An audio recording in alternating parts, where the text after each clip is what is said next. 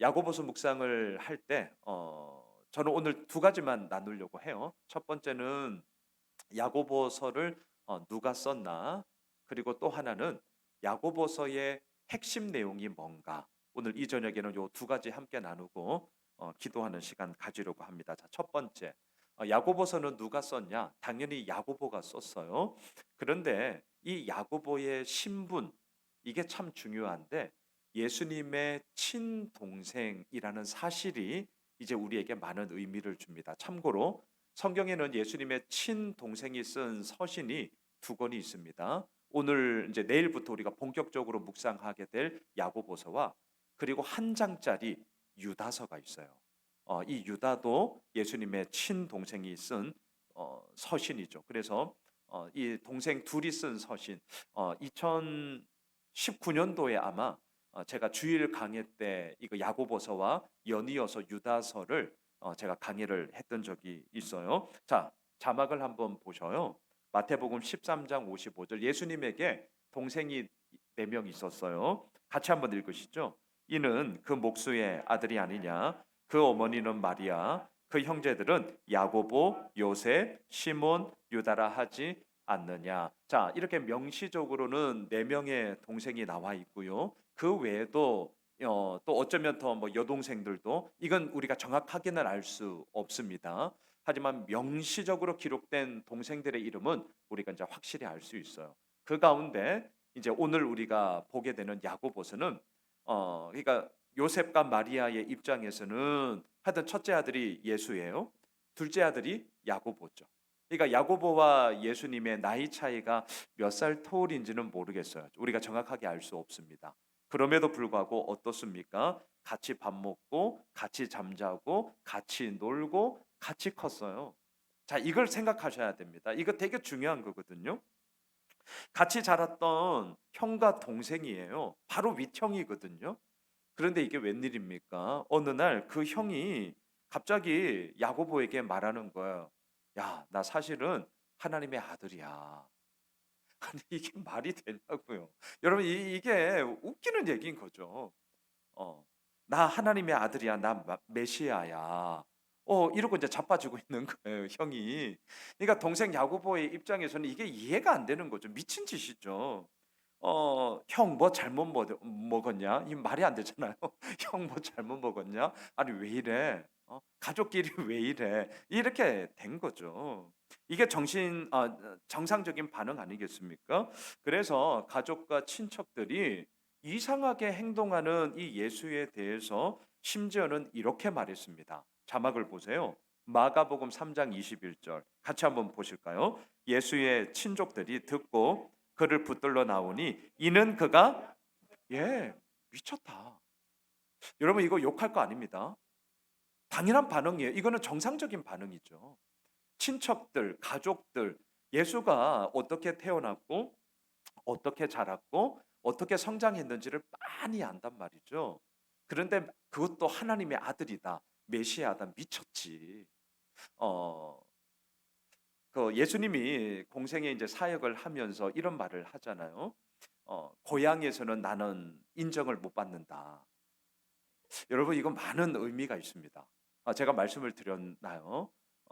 이제 저희 아버님이 은퇴를 하고 이제 고향 교회에서 제가 그때 이제 목동에서 사역을 하고 있을 때요.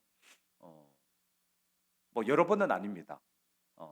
한두 번 전화는 받았어요. 장로님들로부터. 왜 전화했는지는 말 안 해줄래요. 여러분들이 생각하는 그거 맞아요. 근데 물론 뭐 전화 내려갈 생각도 사실은 그때는 뭐 전혀 없었고요. 뭐 그러고 싶은 마음도 없었고 그리고 또 하나의 중요한 이유는 어렵습니다. 어려워요. 왜냐하면 제가 큰 거를 다 알아요. 그리고 나서 물론 오랜 시간을 떠나 있었지만 그럼에도 불구하고 친척들도 많거든요. 대구가 제가 고향이기 때문에 가면 어떻게 되겠어요? 그러니까 소위 말하는 담임 목사의 그 필이 절대 안 나옵니다. 그분들에게는 안 돼요. 안 됩니다. 그래서 제가 이런 말씀을 좀 드려요. 지금은 좀 그렇지 않은데 이제 개척 초기하고 좀 어느 정도 코로나 전까지는 좀 이렇게 개척을 준비하는 분들이 어떻게 좀 소문을 듣고 제법 많이 저희 교회 탐방 오셨어요. 그리고 목사님들하고 이런저런 얘기를 할 때 이제 이런 케이스들이 있잖아요. 개척을 할 때 사람이 없잖아요.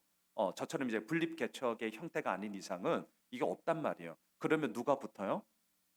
가족들이 붙죠. 자, 그 마음은 정말 좋고 제가 100번 이해하는데 그 굴레를 뛰어넘으면 너무 좋은데 사실은 그렇지 못한 경우가 훨씬 더 많습니다. 그리고 더 나아가서는 참 안타까운 얘기지만 이게 목자와 양의 관계가 안 돼요. 안 돼요. 안 될 수밖에 없어요. 안 돼요. 그러니까 이게 도로 오는 거거든요. 제가 개척하고 나서 1, 2년 차 때 정말 제가 듣기 싫었던 얘기가 뭔지 아세요? 제가 말씀드렸나요?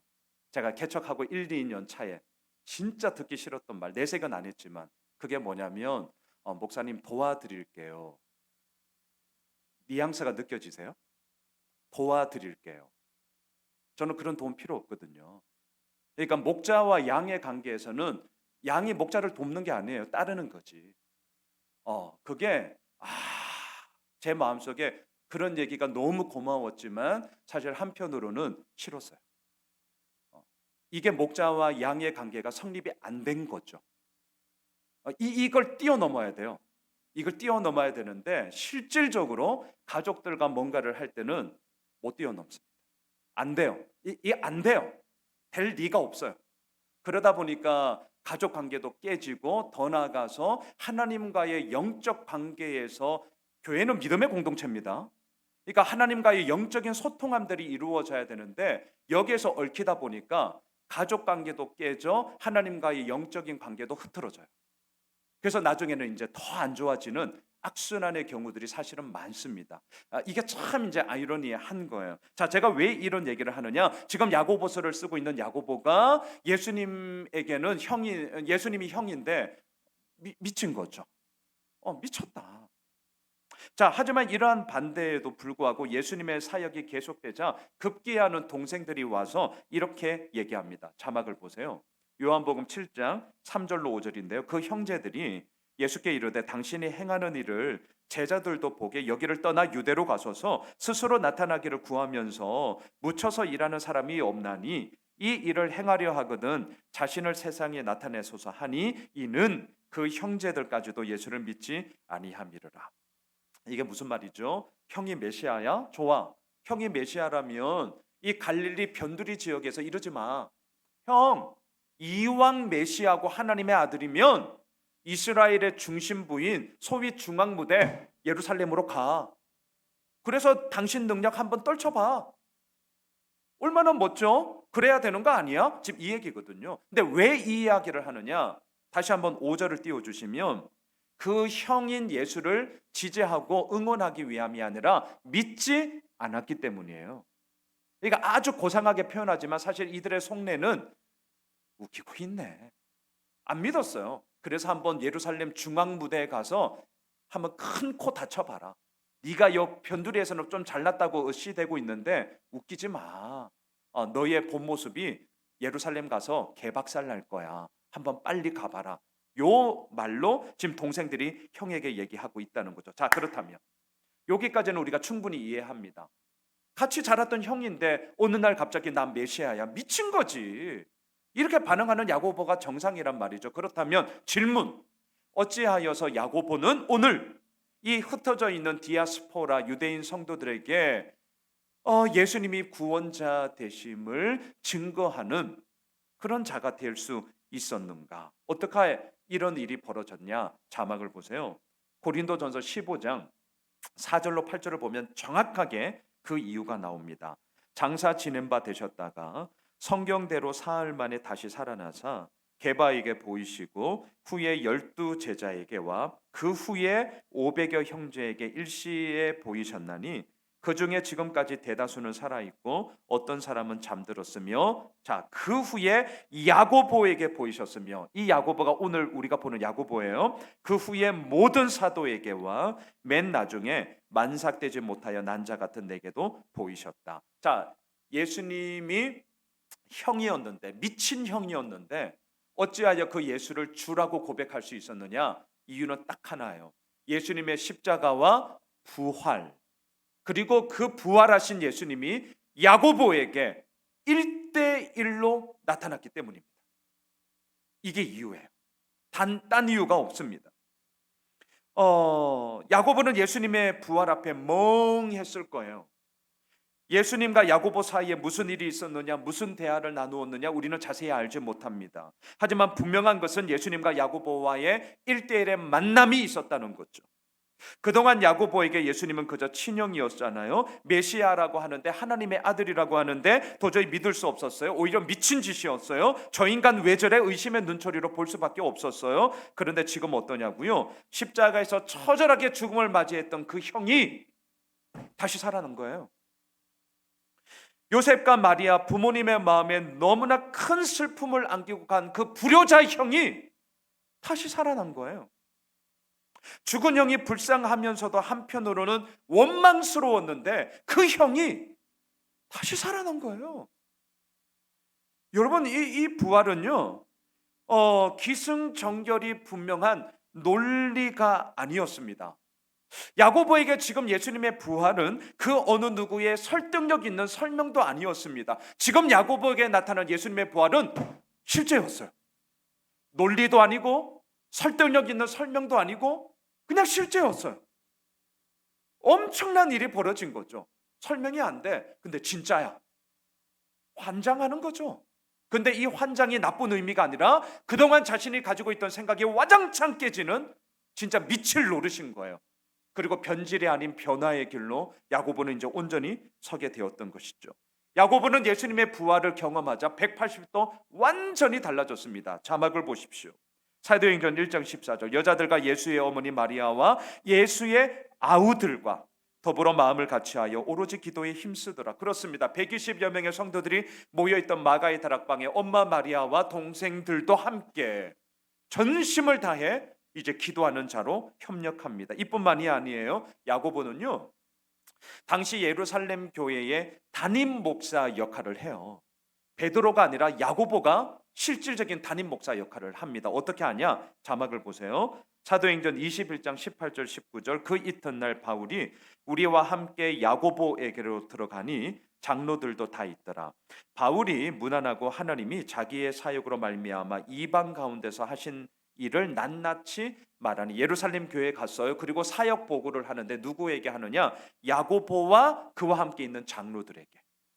여기서 야고보가 오늘 편지를 쓰고 있는 이 야고보, 예수님의 친동생 야고보예요. 담임 목사 역할을 했거든요. 자, 야고보서는 예수님의 동생 야고보가 썼습니다. 자, 이게 되게 중요한데요. 그런데 오늘 자막을 한번 띄워주시겠어요? 야고보서 1장 1절을 띄워주십시오. 자, 함께 읽겠습니다. 하나님과 주 예수 그리스도의 종 야고보는 흩어져 있는 12지파에게 문안하노라. 자, 이 한 구절에 야고보의 위대한 겸손, 또한 야고보에게 예수님의 부활이 실제가 되었음을 증거하는 저는 믿음의 고백이다라고 표현하고 싶습니다. 왜냐하면 이유가 있는데, 자, 제가 한 글자를 바꿀게요. 잘 보세요. 하나님과 주 예수 그리스도의 동생 야고보는, 자, 요 말과 그리스도의 종 야고보는, 자, 한 자만 바꿨어요. 근데 느낌이 어떠십니까? 이 편지를 받고 있는 자들은 디아스포라예요. 믿음을 지키고자 흩어져 있는 그리스도인들입니다. 그들에게 편지를 쓰면서 나 예수님의 동생이야, 이 한마디는 엄청나게 공신력을 얻는 겁니다. 뭐 사촌 동생도 아니에요. 저 멀리 뭐 사돈 동생도 아니에요. 친동생이에요. 친동생. 뭐 구구절절히 야고보에게 대해서 다른 설명할 게 없어요. 나 예수님의 친동생이야, 이러면 끝이에요. 더 이상 뭐 설명이 필요 없어요. 어떻습니까? 그런데 야고보는 자신의 편지를 쓰면서 자기가 누구인지에 대해서 단 한 번도 예수님의 동생이라는 말을 쓰지 않습니다. 종이라고 써요. 아시잖아요. 둘로스는 직역하면 노예입니다. 종이라는 말은 너무나 좀 완화했어요. 너무 부드럽게 표현한 거예요. 오늘날 우리들에게 표현한다면 그리스도의 노예 야고보는 이렇게 가셔야 됩니다. 노예는 아무런 주도권이 없잖아요. 무조건 예스만 할 수 있는 존재가 노예 아니겠습니까? 자, 이 말은 겸손 떠는 말이 아니었습니다. 있어 보이려고 하는 말이 아니에요. 야고보에게는 진짜였고요. 어떻게 노예라고 말을 할 수 있느냐? 예수님의 부활이 그의 삶 가운데 실제가 되었기 때문입니다. 자, 오늘 첫 번째, 야고보서를 내일부터 묵상을 하시면서 이게 계속 우리의 귓가에 울려 퍼졌으면 좋겠습니다. 예수님의 부활이 실제가 되었기에 이 편지를 쓰고 있는 야고보는 변화되었다. 고로 야고보서를 읽으면서 부활이라는 말이 설명 안 나온다 할지라도 이 밑바탕에 흐르는 원동력은 오늘도 부활하셔서 우리를 이끌어 가시는 예수님의 그 부활의 능력이 우리를 변화시키며 우리를 온전히 이루어 나가는 힘이다.